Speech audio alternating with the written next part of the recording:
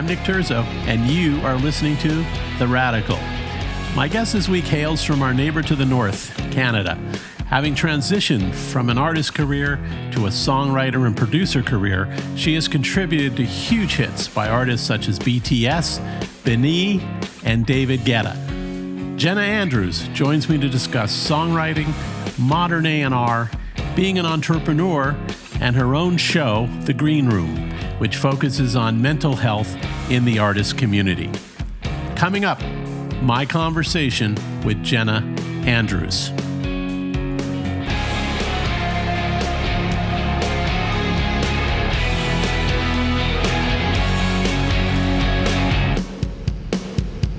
Welcome, Jenna. Thank you for being a guest on my show. Thank you. I'm so happy to be here. No, I'm very happy because you're going to tutelage me, an old A&R man, on how the modern music business works. And I want to hear it from your perspective, especially around pop music, how it's changed and what it's become. But you're multifaceted. You're a songwriter. You were an artist.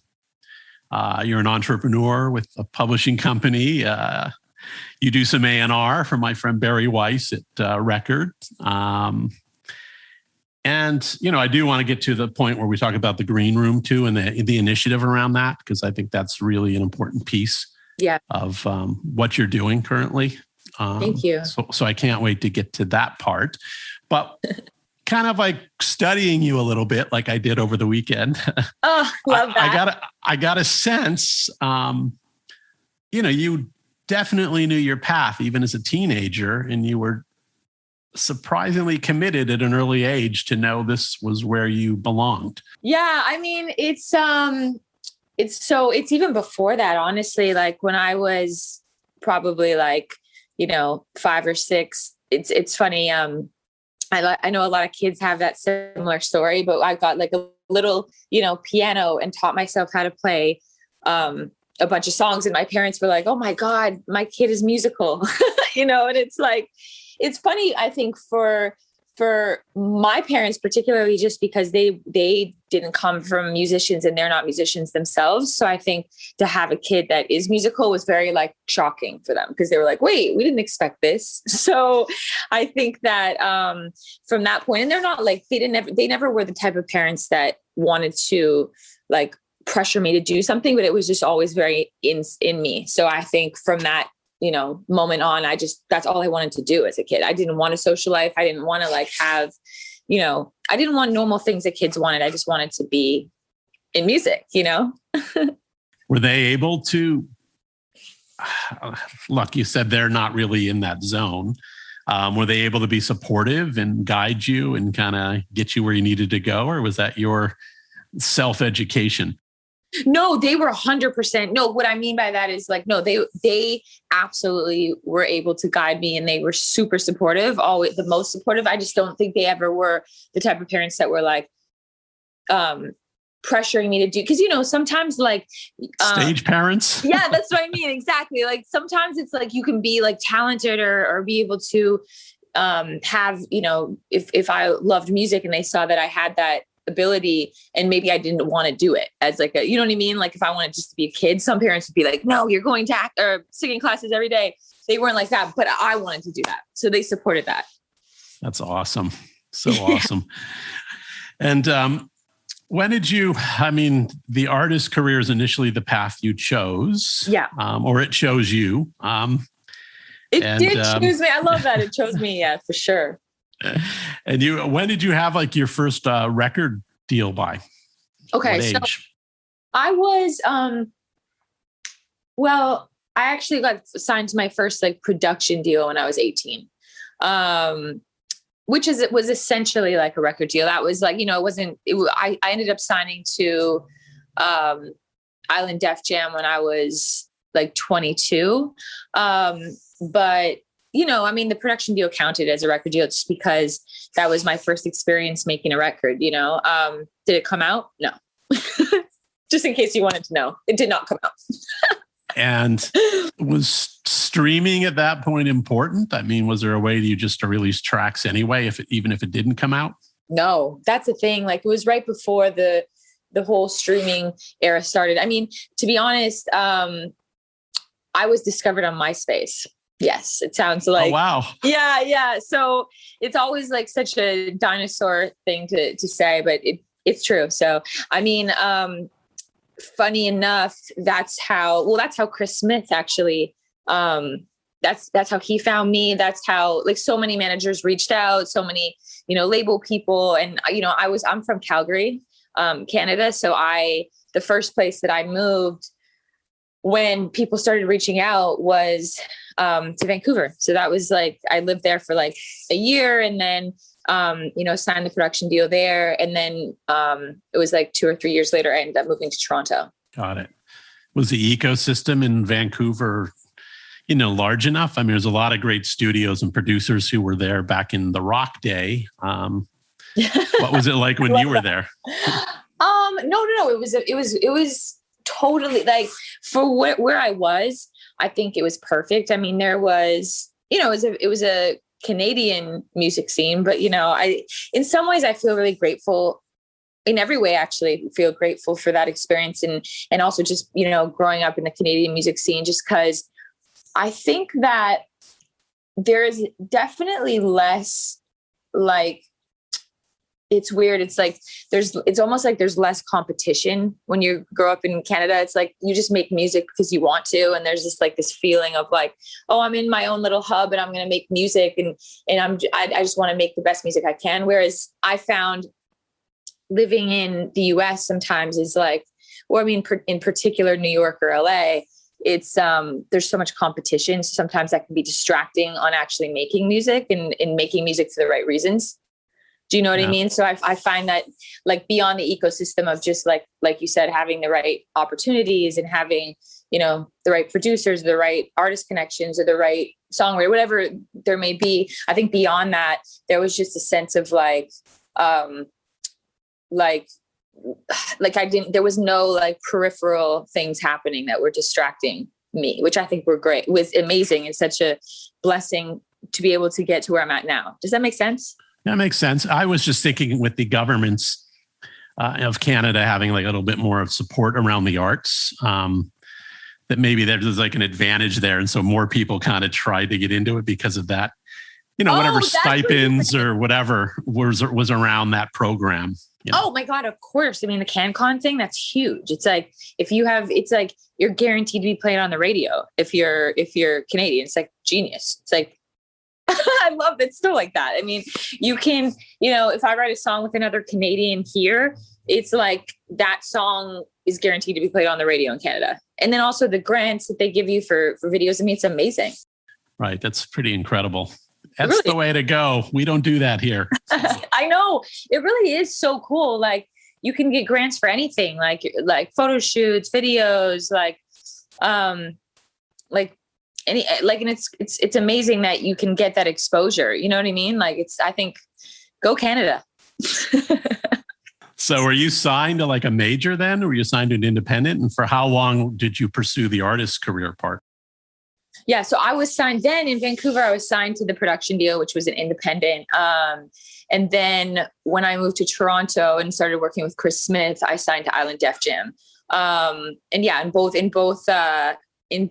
scenarios, I was, I think once you're an artist, you're always an artist. But in that time, I was actively an artist, and I wasn't touring until I was signed to Island Def Jam. But, I feel like, when people are like, what are you doing right now? Like, what, are you a songwriter? Are you a artist? Or are you an exec? Whatever for me, I don't think the artist part doesn't ever go away. You know what I mean? It's just like, you're always going to be an artist, whether you're touring or whether you're actively, doing things that you have to as an artist. But in terms of being signed, that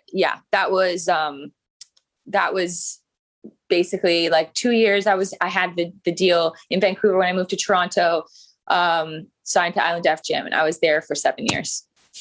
Long time. Nice. So we can't expect it like someday you'll be back as an artist.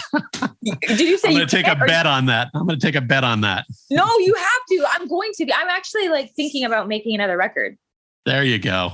Yeah, of course. That's what I'm saying. Like, it's always in you. You know what I mean? Like, and especially now, like I feel like I'm getting the bug more than ever in a long time. I don't know. Does that make sense?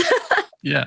So talk to me about like the transition, like from that, like, you know, your artist career you worked at for 7 years, and you kind of determine, wait a minute, I'm kind of finding the songwriting interesting and I have a little bit of a passion for it. I'm going to kind of go down this track a little.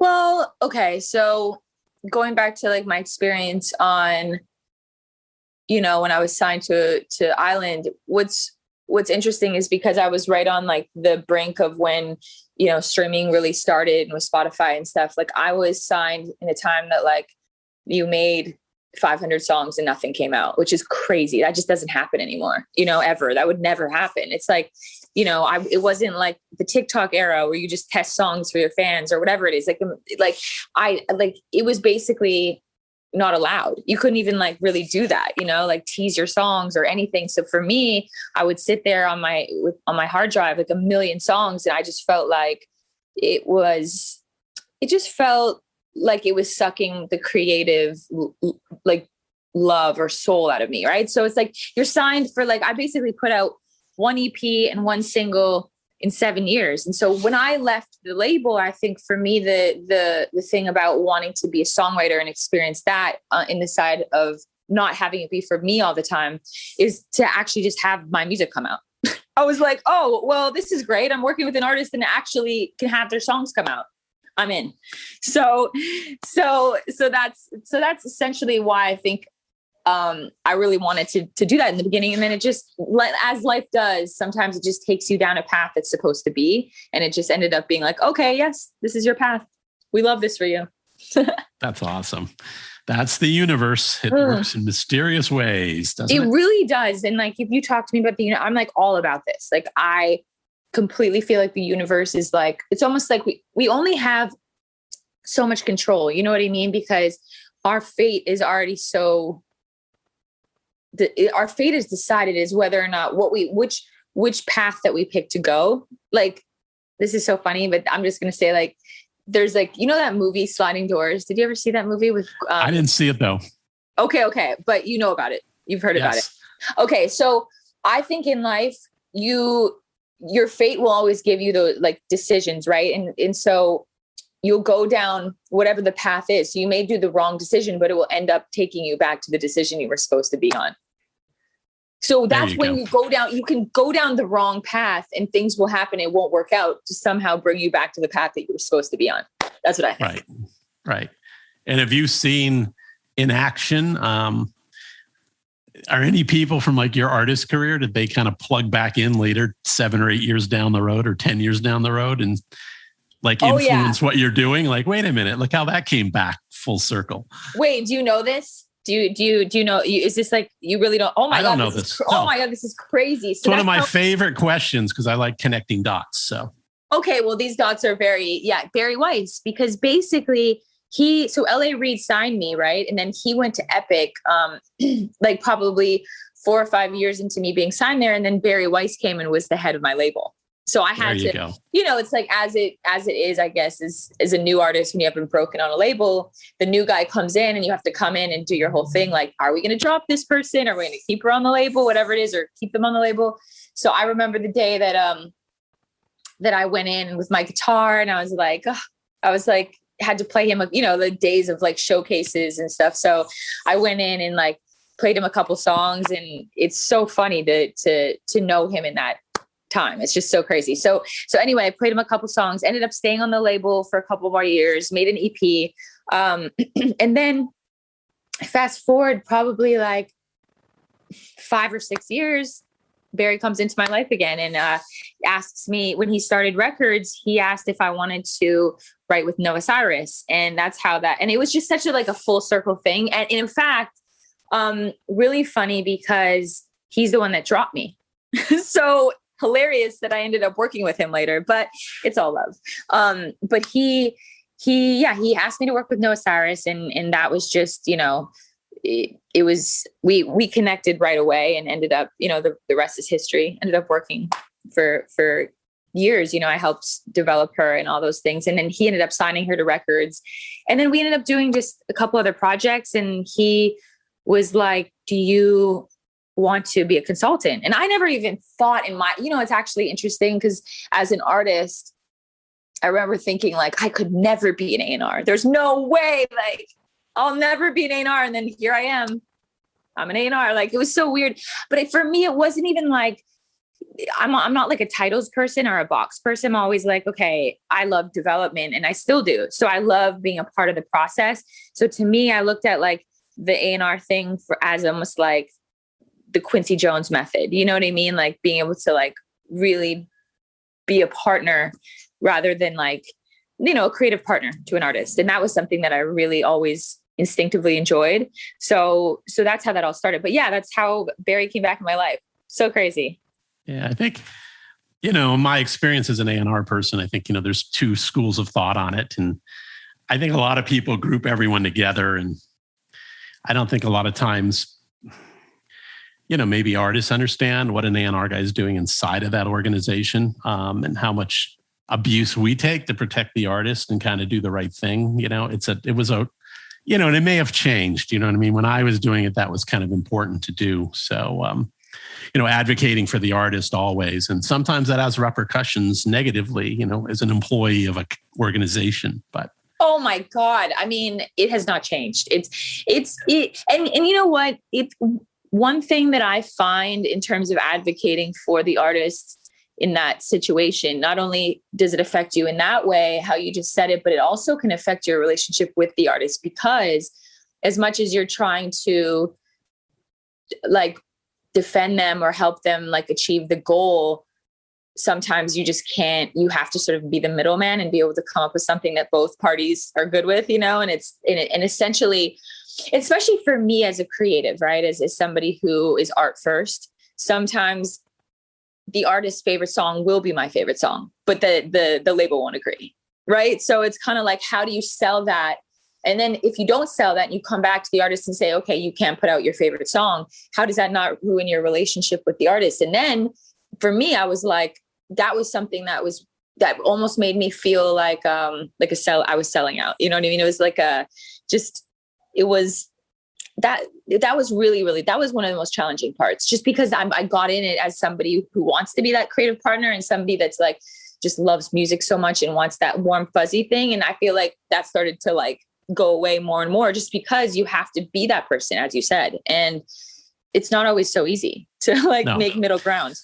I used to quit my job about every month. Okay. Yeah, exactly. That was my leverage. I'm quitting. Yeah, no. I mean, It's my leverage every day. I mean, I feel like that's my out. I'm like, drop me off. I'm done with this. Like, it's so funny. And then you get right back in the car and you're like, okay, I'm back in. A minute later, not even. You're like, oh, this is my path. So let me ask you, how do you compartmentalize your life today? I mean, you've got your own publishing company. Yeah. You do A&R for records and Barry's company, and you're an independent songwriter, producer. Right.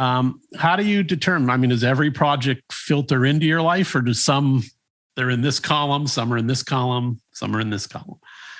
Well, I mean, okay. So before the pandemic, I was doing so much A&R. I had, like 4 or 5 artists that I executive produce A&R, because I was still writing with those artists too. Like, that's sort of what I do. That's how I did what I did. You know what I mean? So that's, I wasn't really writing with a lot of artists outside of those ones, you know what I mean? Except for this artist, Benee, who, we happened to have a hit together during the pandemic, Super Lonely. And that was really interesting and a very, again, sign from the universe, because, I think before the pandemic, I was starting to feel a little bit the way that I was describing a couple of minutes ago to you, is that the A&R challenges of, being the middleman and having to just feel like there's confrontation with artists, when I feel like, again, it was something that I wasn't used to in the creative process. You know what I mean? So I was already struggling with that. Anyway, Super Lonely happens.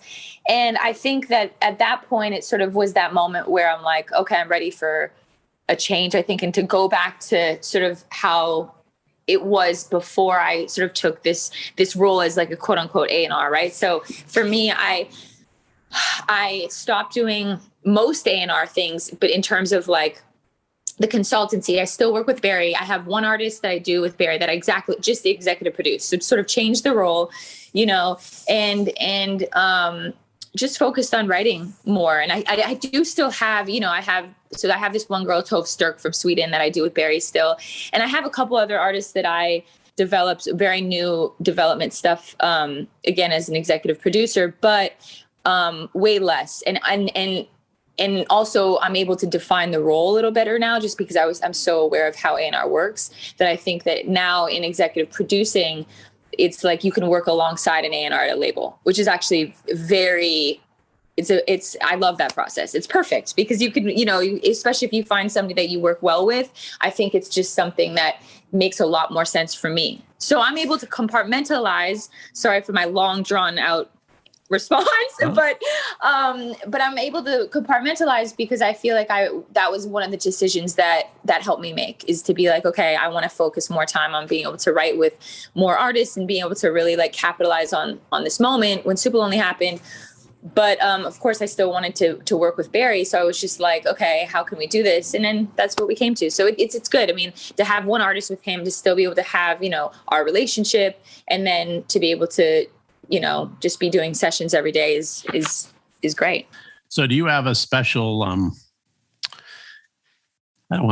passion for artists that are from all over the globe? I mean, you seem to work with people. I mean, that Benee is what, New Zealand? Is that where she's from? So she's New Zealand. You've recently worked with kind of BTS on a few of their hits. Yeah. So you kind of have this like global profile, which is kind of cool. How is that for you? Is that different? I mean, is it different?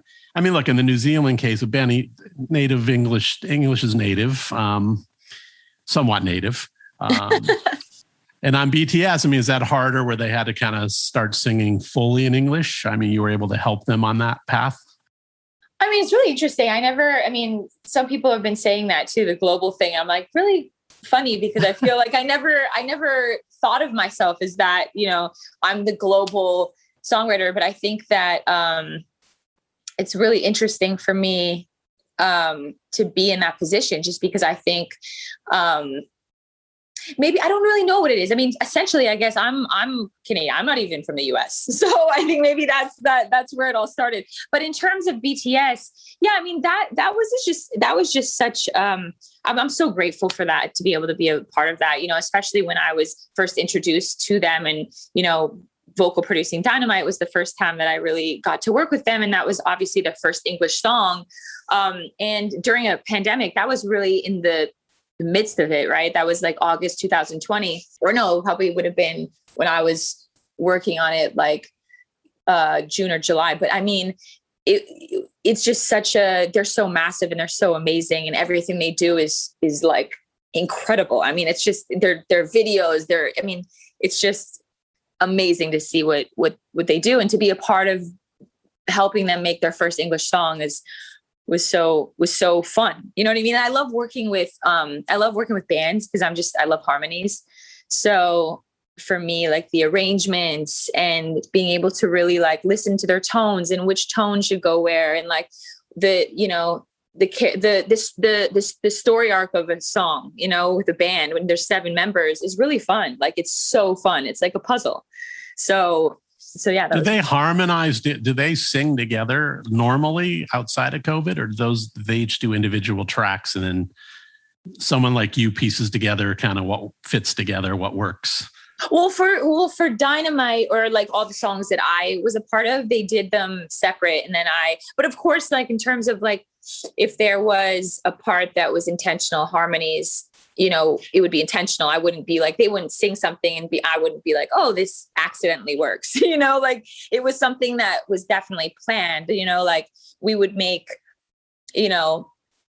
like whatever it's going to be, like the 5-part harmony, and I would send it to them and they would sing it. And I would basically make suggestions of who should sing it, so if I was like, oh, I think Jimin should sing this, or Jungkook, or, I would send that to the A&R and be like, this is my suggestion, and I think this is who should sing it. And then and she would come back and say, oh, what about V on this part? So we would go back and forth on those things. And then the boys would come in and sing it. Really interesting process, because obviously the time difference was crazy. And so it was like, 4 a.m. for me on the East Coast, because that's where I was in the pandemic, and, 7 p.m. for them in Seoul. So how it would normally work every night, I'll call it every night for me. So for like 2 weeks, basically, on each song would be like, okay, the boys are going to be in the studio for like 3 hours tonight. We have like 30 minutes with 20 or 30 minutes with each boy. So basically, Jungkook will come in, and I would have all my notes prepared and everything prepared. I would sing like voice notes. This was for Dynamite. I would sing voice notes of like, okay, this is what I was hearing. This is how I feel like you should sing it. I would send it, and then he would send his version back. And then I would be like, oh, I love this, but can you try this? And then I would send it back. He would send it back. And then for Butter, it was the same process. But I did it with my collaborator, Stephen Kirk. And we basically did that together, and it was great to have him alongside on that song, just because he's a guy and he was able to communicate as a male singer, which was actually genius. Because for Dynamite, I'm still a female singer. So it worked, but it was nice to also have the guy singer, just because it's different the way that certain things are communicated. You know what I mean? So yeah. You, and look, in their case, it's a little bit different, as you said, because there's 7 of them, right? I know in my experience in the past, I've had issues with singers where they kind of get mentally blocked. I literally had a case where they would refer to their voice in a second person or third person, and they couldn't complete their vocals. Anyway, have you ever run up across anything like that, where it's just one singer? I mean, I feel like with BTS, I just feel like they're so good at being able to, like, they've been a band for so long. I feel like there's just so much like synergy there with them. And I just feel like that's, everything was just like a very like natural process. You know what I mean? Right. That makes sense. So what do you feel like your special sauce is? Like, what's your secret weapon that you can bring into any session, a songwriting session, or into a studio? What do you hear? Kind of what differentiates you, and what's your weapon of choice? As like a creative overall, or as a vocal producer, or as just like whatever, songwriting, as a vocal producer, what is it? What's Jenna got? What's the secret weapon? Okay. I think my secret weapon is like my energy. Honestly, I really think that, because I have this like thing where I just know how to like, I feel like I'm such an empath that I'm able to feel energy before I even get there. Like, I just know exactly how to be in every situation with everything. You know what I mean? So I think that, and I'm able to, sponge myself into whatever energy calls for that day. And I think for that, whatever that person needs from me that day. And I think that, that's just been something that's carried me through my whole career as an artist and as a songwriter, just because, as an artist, you're a performer, you're supposed to, you're making people feel good by your, performing and wanting, and I think that for me as a songwriter, it's the same sort of thing in a way. You make someone feel comfortable, or whatever mood it is, you create that mood. And I think that is so important in creating a song. Because if you come in with bad energy, sometimes songs don't even get written. Think of that. Like, think about how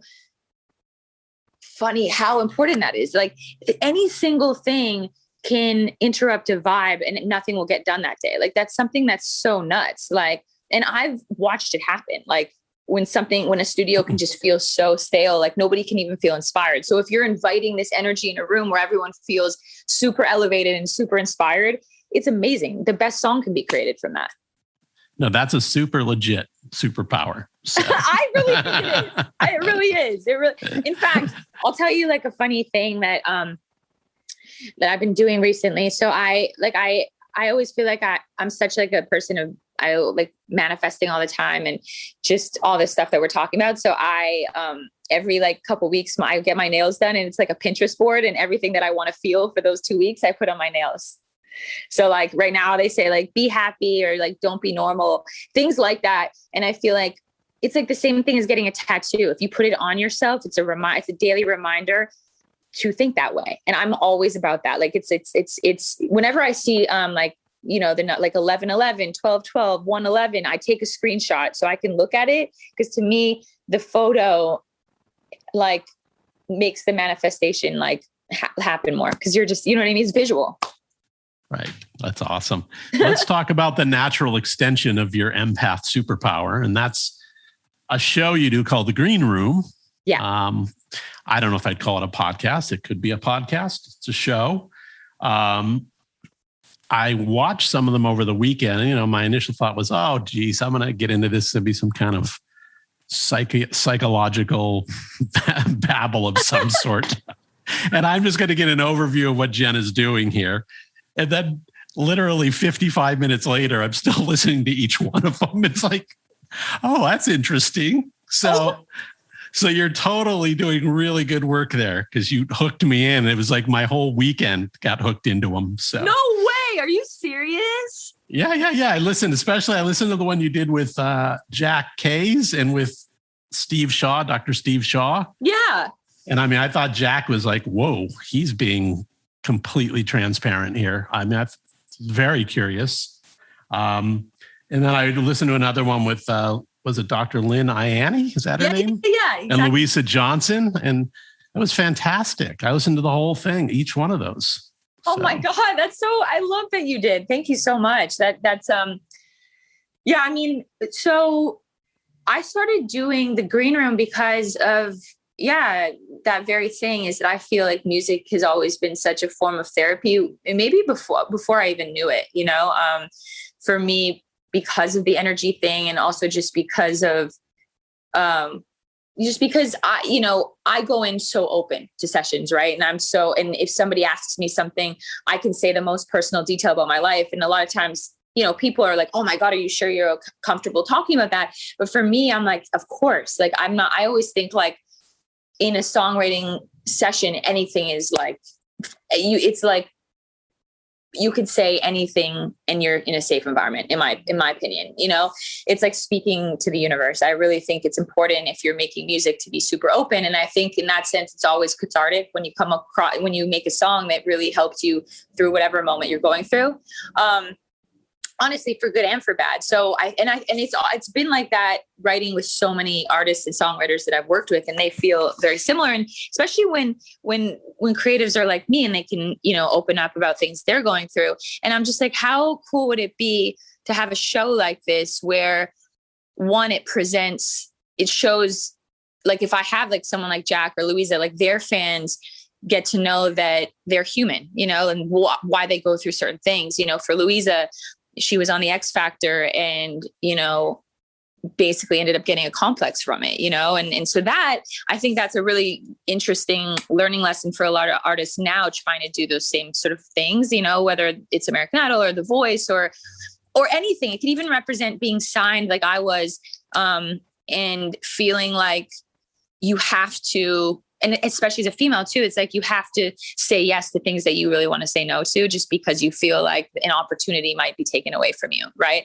And I think that for young artists to watch that from somebody like a Louisa, who they look up to, is really inspiring. I would be inspired as a kid, you know, because you think, okay, well, if she's going through it, she won the X Factor, she's beautiful, she's so talented, all these things that you think is the recipe, and she's going through this, then, you know, I must not be so crazy. Like everyone goes through it, and I think it's normal. And in fact, it can make you a better artist, which she explains, you know what I mean? So I think that was something that was really interesting for me. And I knew that I hoped that people would connect to that on whatever episode it was, you know, Jack talking about his, you know, obviously going through so many things with mental health, especially coming into getting a record deal and feeling like, you know, not confident in so many ways. And in actually, like, you know, he talks about going to therapy for the first time and trying to get used to that and not feeling ashamed of going to therapy and things like that. But it always comes back to their music. And it's like, oh, okay, well, I write better songs for it. And I'm more honest for it and people connect to me more. And I love that. You know what I mean? And I'm like, oh, this is so cool. Cause I feel like it really explains the act of making art in a way that's very human. Well, and I just like that you know, put a person there too, that's, you know, a psychologist, a music therapist, you know, whatever. Yeah. There's that party there too as part of it. I think that makes it really fascinating. So, well, I decided to do that because I felt like how interesting to have their perspective. You know what I mean? Because it's like, it's a real therapist to be like, okay, this is why you're dealing with this, and actually can be helpful for the listeners too. Because if they're going through it, it's like real medical advice. You know what I mean? And in fact, you know, I have the Jed Foundation, which is a nonprofit for mental health, as a partner. And Who are they? They, well, I mean, beyond that they're the Jed Foundation, I mean, they're just, they're actually, it was, they worked with a lot of artists that I was working with. Noah supported the Jed Foundation. And again, they're just one of the nonprofits for mental health. And I just really liked them, and I liked all the people that work there and all these things. So I asked them if they wanted to partner with me on this, and they were thrilled. And it's just been great. But, cause essentially what I want to do is give back to mental health. Right. So a lot of times, a lot of the therapists we use are from the Jed Foundation. And a lot, when we were doing some of the episodes on Twitch or like Instagram Live or things like that over the pandemic, the Jed Foundation was actually able to provide like hotlines, because sometimes we would get people calling in with really serious issues. And in that sense, I feel like we were able to really help in a real way as well. So are these live when you initially do them?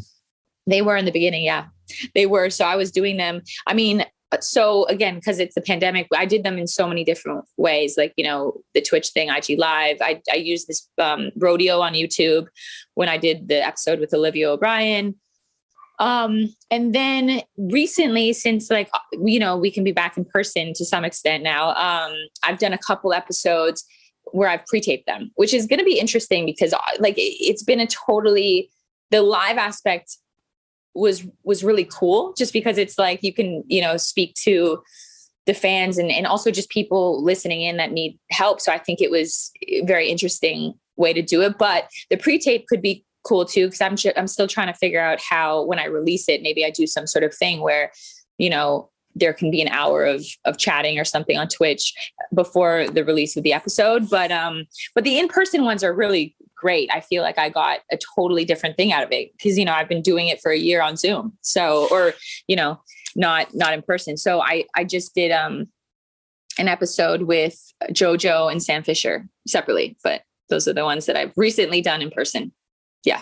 So this is something you're going to continue with your busy schedule. You're going to slot this into, keep it going. No, I really am, just because it's Good. Like, I feel like it's something that's so important to me. And I think, you know, I have gone through so much anxiety in my life and, you know, battling eating disorders or being bullied or, you know, being a woman in this industry and dealing with being objectified or whatever the things that I feel like I've dealt with. I feel like I can really use my experience to give back to younger artists coming up now. So to me, it's almost like my responsibility, and I love it for me and for other people, right? It's like, there's such a catharticism to it, and it really feels inspiring for me in my own work. So yes, I'm 100% continuing it because I think it's a part of who I am now, you know? That's awesome. Yeah. The Guardian just did a piece on Friday about female artists, you know, like Billie Eilish and Lorde and Lizzo and, you know, kind of what they're going through now that their fame is kind of eclipsed a certain level. And now having this scrutiny on them and them having to pull back a little bit as a female artist. It's really curious. Yeah, I suggest you kind of maybe find that. I thought it all tied into what you were trying to do a little bit with the show. So. Wow, that's so interesting. So what do you just being able to sort of live with what they've created with, like, what was the... It was kind of them figuring out how to do it, you know, like where a guy like Frank Ocean just kind of pulled out completely. He said, look, I'm an icon. I'm not playing this game kind of. saying how are they dealing with their sophomore or their junior records, and how the lyrics are changing, how they're laying down some of the more negative experiences in their lyrics. So it was really kind of from that POV. That's really interesting to me, because that can be really hard psychologically on you as an artist. You know what I mean? Because it's sort of like you've experienced this, like, actually I'm actually about to do an episode with somebody on the Green Room about this, is somebody that is with the highest success comes the most depression. And it's really interesting. It's very interesting, because I think, the pressure is the most pressure is there. And also it's like, for some reason, sometimes, like, going back to what we were talking about in the beginning of this chat that we're having, is that for me, like, coming up in Canada, I was telling you, I was able to make great art because there was no pressure. It was just like, oh, I want to make it. Like, I would get up and be like, oh, I want to pick up my guitar because I want to. This is like so fun. But now there's always like some sort of in the back of your mind, like, oh, like this like thing where you're like, oh my God, I have to write a hit. And it's just like, oh, like, I don't want to sometimes. I just want to make a song, like, I don't want to have to think that hard. But when you have all these eyeballs on you and just also just people expecting you to deliver a certain thing all the time, it can really hinder your creative process. That it can. So, but it's fantastic what you're doing. I'm in. I'll watch a lot more of them from here on out. So Yay! I learned a lot, and I really appreciated the transparency that was kind of being shared there. I was taken aback a little bit by it, to be honest with you, because they're artists, and sometimes artists don't want that front and center. So I thought it was interesting. Well, I love that, and I appreciate that. And that's a really good, like, it's so true. Like, you wouldn't necessarily think that an artist wants to expose those things, but you know what? A lot of them do. A lot of them really do. And I think now, being that globally we just went through something that, like, when is that ever going to happen? Is like, as a globe, we went through all the same thing as in a pandemic, right? So everyone can relate more now than ever.